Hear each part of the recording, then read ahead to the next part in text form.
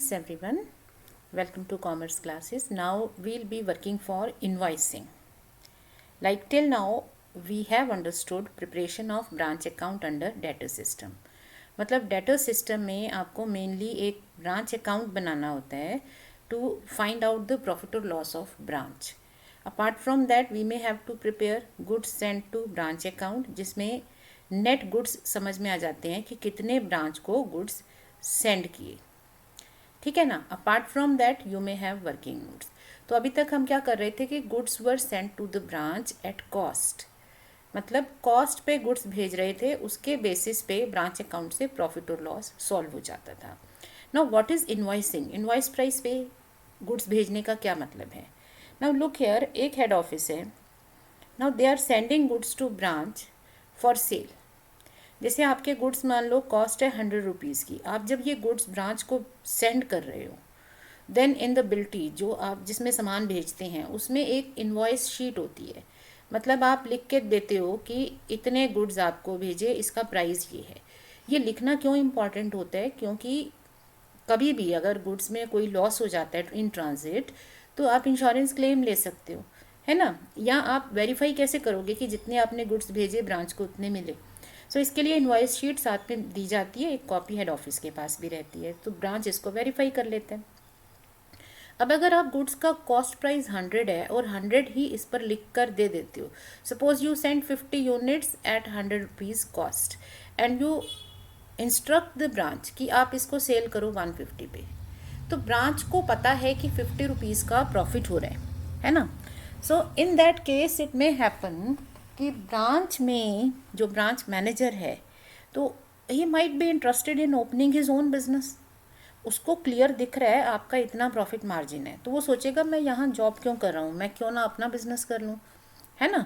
सो आप अपने प्रॉफिट को अगर सीक्रेट रखना चाहते हो, आप मतलब head office, so if you want to keep your profit secret, तो आप इनवॉइस के ऊपर ये कॉस्ट प्राइस नहीं लिख के देते, आप इससे थोड़ा ज़्यादा लिख देते हो सकता है आप सेलिंग प्राइस ही लिख दो और ब्रांच को इंस्ट्रक्शंस दे देते हो कि इसी पर सेल कर देना. वी आर सेंडिंग यू से 50 units of 150 and to be sold at this price. तो ब्रांच को पता ही नहीं है कॉस्ट कितनी है. या आप प्राइस सपोज 130 कर देते हो, थोड़ा सा ऐड कर देते हो 130 और ब्रांच को इंस्ट्रक्शन दे देते हो इसको 150 पे सेल करना, तो ब्रांच मैनेजर को सिर्फ लिमिटेड प्रॉफिट पता चलता है. ठीक है ना. तो आप अपने प्रॉफिट को सीक्रेट रख लेते हो. ये होती है इनवॉइसिंग. सो इसमें जो गुड्स हैं वो आप सेंड करते हो या तो सेलिंग प्राइस पे या at some other price other than cost price to keep the profit margins confidential. आप अपना प्रॉफिट मार्जिन कॉन्फिडेंशियल रखना चाहते हो, सीक्रेट रखना चाहते हो, तो जो गुड्स हैं उनको थोड़े हायर प्राइस पे भेजते हो. That can be a normal selling price और it can be any other loaded price. आप लोड कर देते हो, मतलब थोड़ा बढ़ा के देते हो प्राइस. ठीक है, कॉस्ट पे नहीं दे रहे हो. So under this method in the preparation of branch account हमारा जो वर्क है वो सेम है, क्योंकि ट्रांजैक्शन तो अभी भी वही हो रही है ना. आप गुड्स भेज रहे हो, कैश भेज रहे हो, ब्रांच उसको सेल करती है, एक्सपेंसेस पे करती है, मनी रेमिट करती है. सो प्रॉब्लम तो कोई नहीं है, ट्रांजैक्शन वही है, क्वेश्चन वैसा ही है, तो हमारा जो ब्रांच अकाउंट है वो तो सिमिलर बनेगा. बस एक डिफरेंस आ गया, जो गुड्स की ट्रांजैक्शन थी उनके प्राइजेस अब बदल गए हैं. गुड्स की ट्रांजैक्शंस हैं अब इनवॉइस प्राइस पे. ठीक है, आपने जो स्टॉक भेजा, ओपनिंग स्टॉक जो बच गया, क्लोजिंग स्टॉक, वो सब लोडेड प्राइस, लोडेड मतलब बढ़ा के लिखा हुआ प्राइस है. तो अगर आप इनवॉइस प्राइस पे अकाउंट बनाओगे, जैसे आप ब्रांच अकाउंट बनाते हो, ठीक है ना, अब यहाँ पर आप स्टॉक का बैलेंस भी लिखते हो, यहाँ पर आप गुड सेंड टू ब्रांच भी लिखते हो, अब इधर आप कैश कलेक्शन लिखते हो. अगर आप यहाँ पर इनवॉइस प्राइस लिख दोगे और जो कलेक्शन हो रही है along with debtor balance etcetera, ये हो रही है सेलिंग प्राइस पे, तो जो ये अकाउंट है ये आपको कितना प्रॉफिट शो करेगा? इनवॉइस और सेलिंग प्राइस, मतलब ये जो आपका प्रॉफिट है जो क्लियरली दिख रहा है वही शो करेगा. सो अगर आप 130 पर यूनिट्स को सेंड करते हो to be sold at the selling price of 150, so 20 rupees का प्रॉफिट इसमें रिफ्लेक्ट हो जाएगा.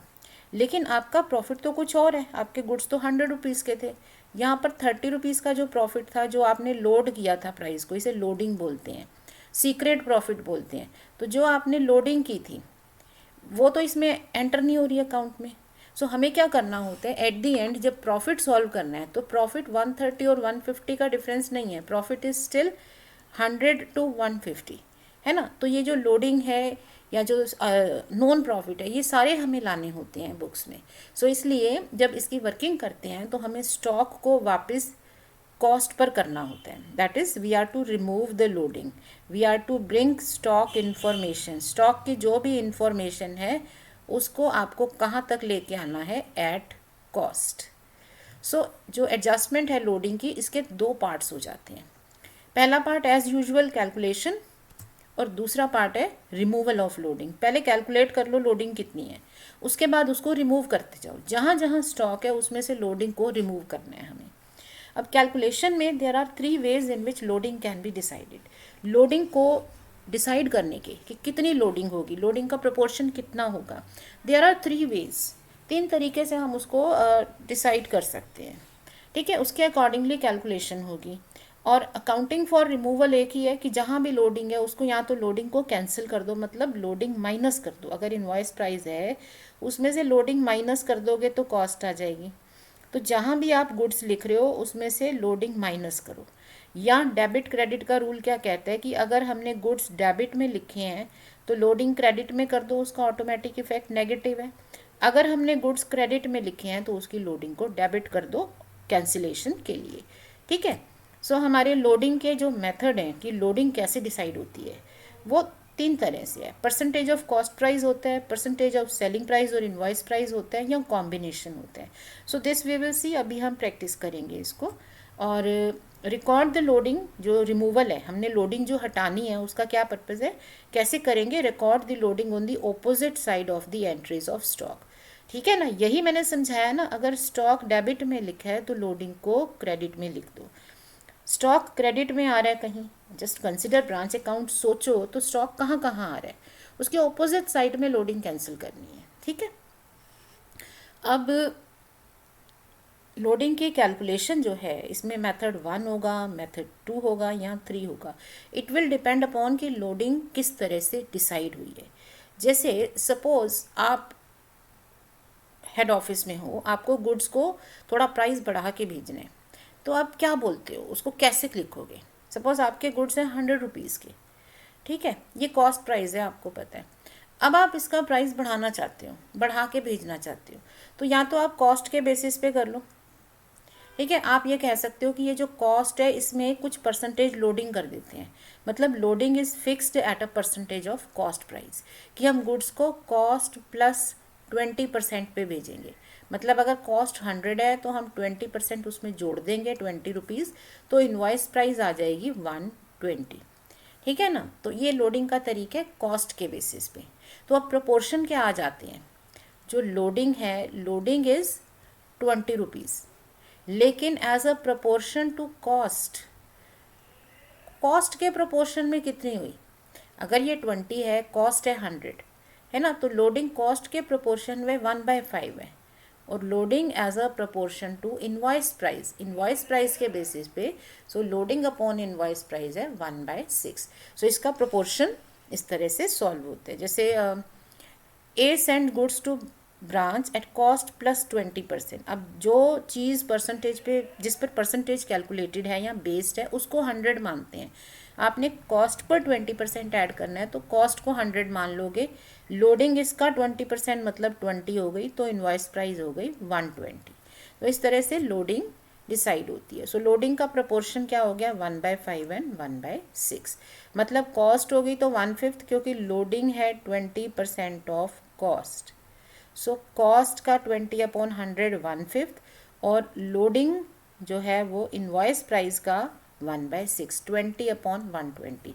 सपोज आपको ये कहा जाता है कि goods are sent at cost plus 25%, इसका मतलब कॉस्ट 100 हो गई, और जो लोडिंग है, लोडिंग मतलब जितना लोड दिया, लोड मतलब बढ़ाया, कितना बढ़ाया, 25%, मतलब इसका 25%, 25 रुपीज़ हो गया, तो 125 हो गया। तो जो लोडिंग है वो कॉस्ट का कितना हुआ प्रोपोर्शन, 1/4 ऑफ कॉस्ट, और लोडिंग 1/5 ऑफ इनवॉइस प्राइस है।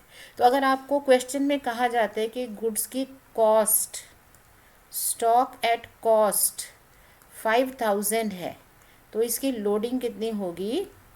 1/4। इसका 1/4 1250।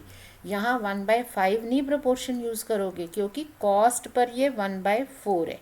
तो दोनों प्रोपोर्शन हमें क्वेश्चन के शुरू में ही सॉल्व कर लेने चाहिए, ताकि हमें जब भी लोडिंग कैलकुलेट करनी है, क्योंकि वर्किंग में लोडिंग कैंसिल करनी है, सो जब भी लोडिंग कैलकुलेट करनी है, लोडिंग आप प्रोपोर्शन से सॉल्व कर लो।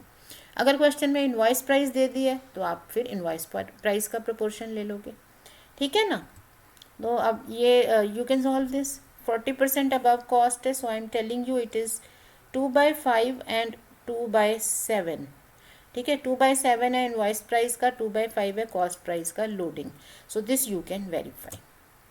नाउ नेक्स्ट मेथड क्या है? एक तो लोडिंग हो गई कॉस्ट के बेसिस पे, अब आप कॉस्ट के बेसिस पे नहीं, दूसरा है आप इनवॉइस के बेसिस पे लोडिंग करते हो। कि लोडिंग इस तरह से करो कि लोडिंग जो है it is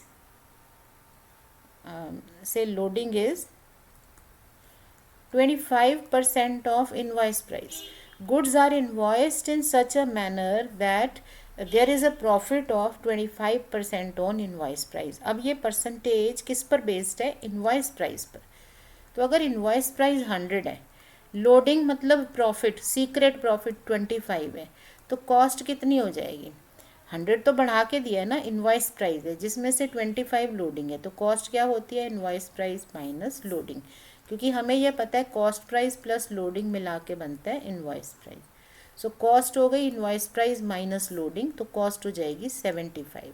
that means loading is 1/3 of cost और 1/4 ऑफ इनवॉइस प्राइस। यही दिख रहा है ना, 25 75 कॉस्ट के बेसिस पे 1/3, इनवॉइस के बेसिस पे 1/4।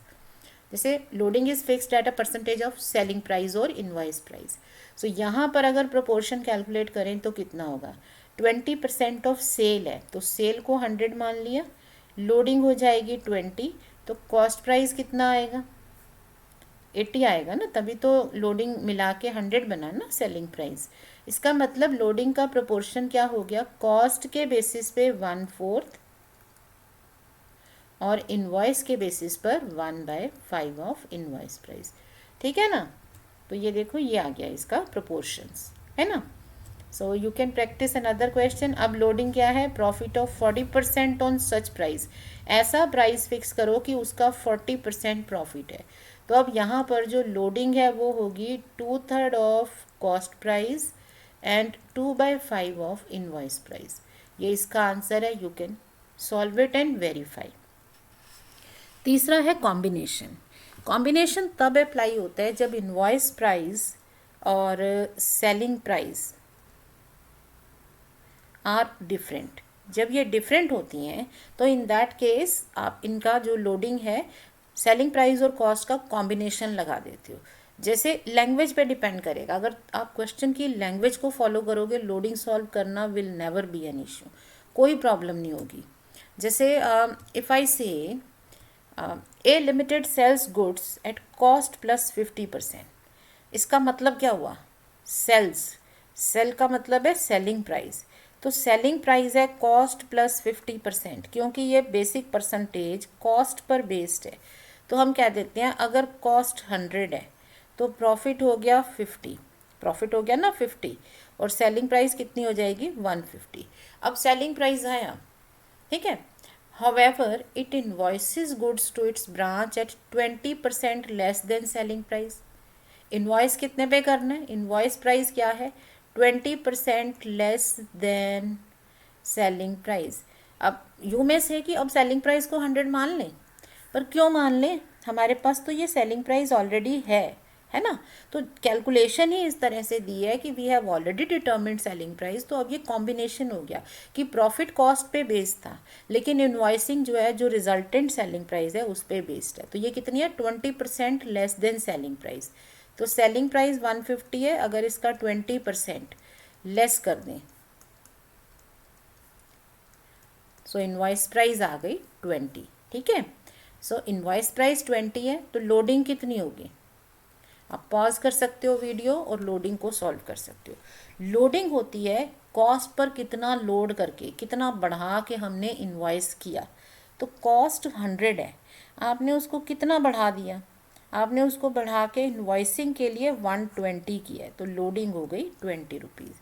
मतलब यहाँ पर 3 कंपोनेंट हो जाते हैं, cost price, invoice price and selling price. Cost है 100, सेल है 150, लेकिन जब इन्वॉइस करते हो तो सेल में से 30% 20% कम कर देते हो, ठीक है, तो ये 120 आ गया।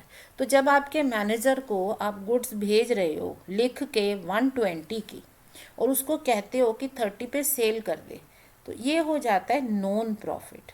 ठीक है, ये प्रॉफिट मैनेजर को पता है, ये लोडिंग नहीं है। लोडिंग वो होती है जो उसे नहीं पता है। यहाँ पर ये जो 20 रुपीज़ है ये लोडिंग है, क्योंकि ये आपके मैनेजर को नहीं पता चल सकती। उसके पास जो पेपर आया है उस पर इन्वॉइस प्राइस 120 लिखा है और उसको कहा जा रहा है सेल 150 पे कर। सो अब लोडिंग का प्रोपोर्शन कॉस्ट के बेसिस पे क्या हो गया 1/5, और इन्वॉइस के बेसिस पर हो गया 1/6। सो अगर मुझे स्टॉक एट इन्वॉइस प्राइस दे रखे 12,000, तो इसकी लोडिंग, इस स्टॉक की लोडिंग कितनी हो जाएगी 1/6। अब अगर यही इन्वॉइस की जगह कॉस्ट दे रखा होता तो मैं 1/5 प्रोपोर्शन लेती। लेट अस सी, देखो वही है ना, कॉस्ट को 100, क्योंकि जो सबसे पहले परसेंटेज बेस है उसको 100, सेलिंग प्राइस 150, तो इन्वॉइस हो गया 20% लेस देन सेलिंग प्राइस, तो लोडिंग आ जाएगी 20। तो जो भी फिगर्स है ना उनको लाइन में लिखो। पहले गुड्स आपके पास आए, हेड ऑफिस के पास आए कॉस्ट पर, फिर उसे ब्रांच को भेजा इन्वॉइस पर। तो पहले दोनों मेथड्स में क्या था, जो लास्ट 2 मेथड्स थे उसमें इन्वॉइस ही सेलिंग प्राइस है, इसी पे कह रहे हो बेचो। लेकिन अगर आप उसके अलग सेलिंग प्राइस रखते हो तो 2 कंपोनेंट हैं, एक है लोडिंग और एक है नॉन प्रॉफिट। लोडिंग जो होता है it is called secret profit, ये सीक्रेट रहेगा, आपके मैनेजर को पता भी नहीं चलेगा, है ना। और जो दूसरा है वो, so let us take another example.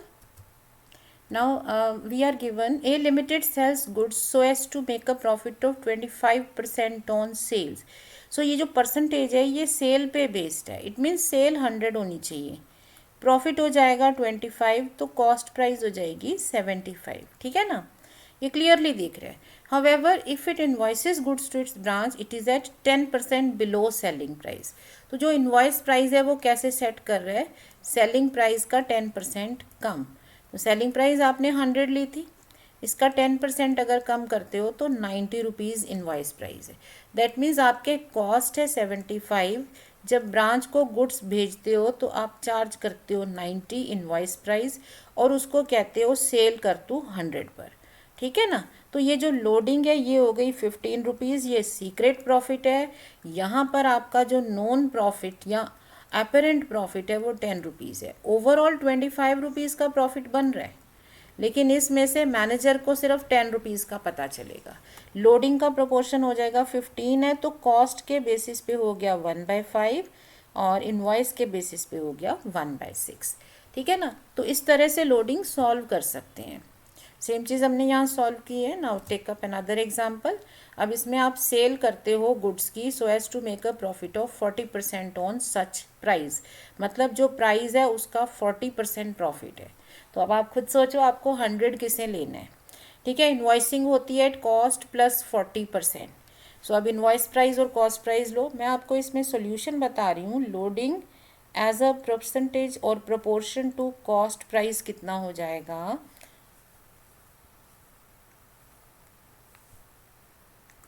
2/5, and loading as a proportion to invoice price होगा 2/7। ठीक है, ये चेक करना आप। Now coming to its accounting, calculation हो गई। अब हमें ये पता है कि अगर हमें स्टॉक की इन्फॉर्मेशन, जैसे स्टॉक की कौन सी इन्फॉर्मेशन होती है, ओपनिंग स्टॉक होता है, क्लोजिंग स्टॉक होता है, गुड्स सेंट होते हैं, गुड्स रिटर्न्ड होते हैं, है ना, टोटल में डायरेक्ट इनडायरेक्ट पूरे क्वेश्चन का मिला के। सो ये 4 इन्फॉर्मेशन होती हैं स्टॉक की। ठीक है, तो अब इसमें हमें लोडिंग जो है हम कैलकुलेट कर सकते हैं। आप सबकी लोडिंग सॉल्व कर सकते हो। अगर कॉस्ट प्राइस दे रखी है तो कॉस्ट प्राइस का प्रोपोर्शन ले लोगे, अगर इन्वॉइस प्राइस दे रखी है तो इन्वॉइस प्राइस का प्रोपोर्शन ले लोगे। हाँ, अब कई बार क्वेश्चन आपको थोड़ा कंफ्यूज कर सकते हैं। क्वेश्चन ऐसे कह सकते हैं ओपनिंग स्टॉक एट कॉस्ट नहीं लिख रहा, कॉस्ट लिखे तो पता है कॉस्ट है, एट कॉस्ट टू ब्रांच। अब इसका क्या मतलब हुआ, ओपनिंग स्टॉक किस पे दे रखा है, कॉस्ट टू ब्रांच, तो ब्रांच के लिए कॉस्ट क्या है, ब्रांच के लिए कॉस्ट कौन सी है, आपको किसी भी चीज़ की कॉस्ट वो मानी जाती है आपके लिए जिस पर वो चीज़ आपको मिली है। तो ब्रांच को किस वैल्यू पे गुड्स मिले हैं, ब्रांच को मिले हैं इनवॉइस बेसिस पे। सो कॉस्ट टू ब्रांच को कभी भी कंफ्यूज नहीं करना, ये इनवॉइस प्राइस ही होती है। अगर सिंपल लिखा हो stock at cost, goods sent at cost, तो ये कॉस्ट प्राइस है definitely, but cost to branch का मतलब होता है इनवॉइस प्राइस। अब हम कैलकुलेशन कर लेंगे, कैलकुलेशन के बाद अब हमें सोचना है कि इसको ब्रांच अकाउंट में या स्टॉक अकाउंट में एडजस्ट कैसे करना है, क्योंकि स्टॉक की इन्फॉर्मेशन है तो सिर्फ स्टॉक में एडजस्टमेंट होगी। ओके, सो अब कंसिडर करो आप जर्नल एंट्रीज। ऑल राइट, देखो स्टॉक आपकी जर्नल एंट्रीज क्या है, आपके पास स्टॉक था, स्टॉक आपने एंटर किया था along with all other assets, branch to branch stock. अब इस स्टॉक जो कि इनवॉइस प्राइस पे है, अगर इसे कम करना है तो इसके ऑपोजिट साइड में एक रिजर्व होना चाहिए। सो एक स्टॉक रिजर्व क्रिएट किया जाता है, stock reserve account debit to branch account. So opposite side में आप रिजर्व क्रिएट कर लेते हो, ब्रांच के डेबिट में अगर स्टॉक है तो ब्रांच के क्रेडिट में उसका रिजर्व है। मतलब जैसे अगर मैं ये ब्रांच अकाउंट बना रही हूँ, ठीक है, डेबिट साइड में मैंने बैलेंस ब्रॉट डाउन में स्टॉक लिख दिया से 10,000। अब इसमें से 1/5 इनवॉइस है, तो या तो मैं इसे लोडिंग काट दूँ, लोडिंग काट के यहीं पे 8,000 लिख दूँ, या मैं इसका जो लोडिंग है 1/5 दैट इज़ 2,000 इधर लिख दूँ। तो जब भी हम इस तरह से लोडिंग को अलग करते हैं तो उसे रिजर्व कहते हैं, क्योंकि स्टॉक एक रियल एसेट है, ठीक है। तो इसका वैल्यूएशन सही होना चाहिए, it should not be at invoice price. हमें ये पता है stocks are valued at cost और invoice price whichever is least. तो क्योंकि ये प्राइस जो इनवॉइस प्राइस है ये ज़्यादा है कॉस्ट से, तो इसे कॉस्ट पे सही करके लाना है। तो इसलिए स्टॉक रिजर्व का नेचर होता है वैल्यूएशन अकाउंट का। ये एक वैल्यूएशन अकाउंट है जो वैल्यू करेगा स्टॉक, तो एक रियल अकाउंट है और स्टॉक को वैल्यू करने के लिए बना है। तो क्योंकि स्टॉक का डेबिट बैलेंस है तो इसको क्रेडिट में लिखते हैं, so that you have a net balance representing cost. अच्छा, अब स्टॉक की और कौन सी एंट्रीज होती हैं, स्टॉक की दो ट्रांजैक्शंस हैं, गुड्स सेंट है ना। अब ये गुड्स सेंट है, अब इसको अगर इसमें से लोडिंग काटनी है, ये इनवॉइस प्राइस पे है, तो आप इसे क्या करोगे, आप इसको रिवर्स कर दो, जितने आपने गुड्स भेजे थे इनवॉइस पे उसके रिवर्स करके लोडिंग कट कर दो, तो ये एंट्री बिल्कुल रिवर्स हो जाएगी, गुड्स सेंट टू ब्रांच। अब ये आएगी लोडिंग के साथ। Difference between cost price and invoice price मतलब लोडिंग ऑफ गुड्स सेंट, ठीक है ना, गुड्स सेंट की लोडिंग आ जाएगी कैंसिलेशन की। अच्छा, अब गुड्स सेंट के अलावा होता है गुड्स रिटर्न्ड, तो गुड्स रिटर्न्ड की हम ये एंट्री करते हैं। अब इसकी लोडिंग काटो, तो लोडिंग कैसे कैंसिल होगी, जब स्टॉक रिटर्न किया तो ये एंट्री की है, गुड्स सेंट टू ब्रांच, ये है इनवॉइस प्राइस पे। अब अगर इसमें से लोडिंग हटानी है तो रिवर्स करना पड़ेगा ना, तो जो डेबिट किया हुआ है उसे क्रेडिट कर दो, जो क्रेडिट है उसे डेबिट कर दो। सो रिवर्स एंट्रीज हैं लोडिंग को कैंसिल करने की। हाँ, एंट्रीज में रिवर्स है, लेकिन जब आप ओपनिंग और क्लोजिंग बैलेंस लिखोगे तो वो सिर्फ एंट्री नहीं है, वो बैलेंस रिप्रेजेंट कर रहा है, तो हमें as a valuation account reserve रखना पड़ता है। सो क्लोजिंग स्टॉक में भी आपके पास ऐसे क्लोजिंग स्टॉक की एंट्री होती है ना, क्रेडिट साइड में आता है बैलेंसेस में, तो उसका रिजर्व ऑपोजिट साइड में आप लिख देंगे। सो this is your branch account. अभी तक हमारा नॉर्मल ब्रांच अकाउंट ये था, इसमें ये मैंने ब्लू में हाईलाइटेड इसलिए किया है क्योंकि ये वो ट्रांजैक्शंस हैं जो स्टॉक से रिलेटेड हैं। सो अगर हमारा क्वेश्चन इनवॉइस प्राइस बेस्ड है, ठीक है, goods are sent on invoice price basis, तो ये सारी इंफॉर्मेशन हमारे पास किस में है, इनवॉइस प्राइस पे, ये सब कुछ इनवॉइस पे है। सो अगर हमें सही प्रॉफिट निकालना है तो इस इनवॉइस को हमें कॉस्ट में चेंज करना पड़ेगा। तो इसका तरीका क्या होता है, या तो जहाँ हमने इनवॉइस लिखी है इसी में से लोडिंग माइनस कर दो, मतलब यहाँ आप स्टॉक लिखो इनवॉइस प्राइस पे से 50,000, फिर लिखो लेस लोडिंग 10,000, फिर 40,000 यहाँ कर दो। सिमिलरली गुड्स सेंट का टोटल करो, फिर उसमें से लोडिंग माइनस करो। बट अकाउंट्स बनाते हुए जो प्लस माइनस होते हैं उनको हम बेटर होता है कि ऑपोजिट साइड में शो करें। सो जैसे आपने यहाँ ओपनिंग स्टॉक लिखा, इसकी लोडिंग यहाँ कैंसिल नहीं करो। जैसे ये ओपनिंग बैलेंस है ना, तो क्लोजिंग इसकी जो ओपनिंग बैलेंस है उसके क्रेडिट साइड में हम लिख देंगे स्टॉक रिजर्व। ठीक है, तो स्टॉक का जब लोडिंग इधर रिजर्व में लिख दी, ये है लोडिंग ऑफ ओपनिंग स्टॉक। जब आपने लोडिंग यहाँ लिख दी तो आपका स्टॉक कॉस्ट पे आ गया, है ना। सिमिलरली अब ये गुड्स सेंट है, इसको अगर इनवॉइस प्राइस से हटा के कॉस्ट पर करना है तो आप क्या करोगे, इसका ऑपोजिट साइड इसकी लोडिंग कैंसिल करोगे और ये जो गुड्स रिटर्न है इनकी लोडिंग आप डेबिट में कैंसिल करोगे। कैंसिलेशन करने पड़ेंगे ना ऑपोजिट साइड में, क्योंकि ये तो ट्रांजैक्शंस थी, तो ट्रांजैक्शन को तो एंट्री के साथ ही कैंसिल कर दिया। अब ये है स्टॉक जो एंड में बच गया। अब ये स्टॉक है इनवॉइस प्राइस पे, ये तो रियल एसेट है ना। तो अगर आपके पास एक अकाउंट का बैलेंस बच रहा है, इस बैलेंस को अगर ख़त्म करना है तो आपके पास एक ऑपोजिट बैलेंस होना चाहिए। सो स्टॉक रिजर्व जो है वो यहाँ एज एन ऑपोजिट बैलेंस लिख देते हैं equal to loading of closing stock. ठीक है, तो इसकी वर्किंग क्या हुई, हमारा branch account as it is बन रहा है। बस हमें क्या चीज़ ध्यान रखनी है कि स्टॉक की जो ट्रांजेक्शन्स हैं, there are only 4 transactions, opening stock, closing stock, goods sent, goods returned. इन चारों के ऑपोजिट साइड में we'll be having 4 more transactions. ठीक है, ओपनिंग स्टॉक का स्टॉक रिजर्व, क्लोजिंग स्टॉक का स्टॉक रिजर्व, गुड्स सेंट की लोडिंग कैंसिल करो, गुड्स रिटर्न की लोडिंग कैंसिल करो। सो इनकी ऑपोजिट एंट्रीज जब हम कर देंगे तो हमारा जो अकाउंट है अब वो कॉस्ट पे आ जाएगा। अब सारी स्टॉक इन्फॉर्मेशन कॉस्ट पे होगी। सो अब ये आपका branch account it will show you true profit. अब ये प्रॉफिट शो करेगा। इसके बिना क्या था, इसके बिना ये प्रॉफिट नहीं निकाल सकता था। अगर मैं सिंपल सी बात है, अपना स्टॉक सारी चीज़ें इसमें भूल जाओ, कुछ नहीं है और बैलेंस मान लो सिर्फ गुड्स सेंट है और उसको कैश पे सेल कर रहे हो, तो इस ब्रांच अकाउंट में गुड्स सेंट टू ब्रांच है, मान लो इनवॉइस प्राइस पे 50,000। ठीक है, हम ये मान लेते हैं कोई बैलेंस नहीं बचता, सारा स्टॉक बिक जाता है कैश में और पैसा रिटर्न होता है। सो रेमिटेंसेज हो जाती हैं, इसको मान लो आपने 60 पे सेल किया, रेमिटेंसेज हो गई। अब ये इनवॉइस प्राइस है, ये सेलिंग प्राइस है, पूरा पैसा मिला, तो प्रॉफिट कितना आया, प्रॉफिट आया 10,000। अगर हम इनवॉइस को एज इट इज़ रहने देंगे तो जो प्रॉफिट है वो करेक्ट नहीं है। क्यों, क्योंकि ये तो नॉन प्रॉफिट है। इस 50 में भी तो प्रॉफिट का कंपोनेंट था जो हमें निकालना था। तो इसलिए स्टॉक को आपको इनवॉइस से हटा के कॉस्ट में कन्वर्ट करना होता है। सो जो स्टॉक की इंफॉर्मेशन आप रिपोर्ट कर रहे हो उसकी लोडिंग को ऑपोजिट साइड में लिख दो बाय रिवर्स एंट्री, और बैलेंस के बदले में बैलेंस, एंट्री के रिवर्स में एंट्री। ये रूल है हमारा। ठीक है, जैसा लिखोगे वही रिवर्स करोगे।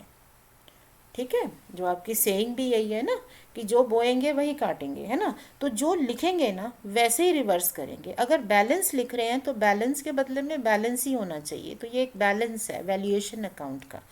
इस स्टॉक बैलेंस का ऑपोजिट यहाँ पर रिजर्व का बैलेंस है। सो बैलेंस के बदले में बैलेंस लिखो और एंट्री के बदले में एंट्री लिखो। ठीक है, अब जब हम इसके बाद goods sent to branch account बनाएंगे तो हमारे पास 4 ट्रांजेक्शन्स होंगी, because goods are sent at invoice price, उसकी लोडिंग कैंसिल करो, goods are return at invoice price, उसकी लोडिंग कैंसिल करो। So goods sent to branch account में वील बी हैविंग 4 ट्रांजेक्शन्स। ये 2 डेबिट साइड में से आएंगी और 2 क्रेडिट साइड में से क्रॉस एंट्रीज जाएंगी और then balance will be transfer to trading और परचेजेज अकाउंट।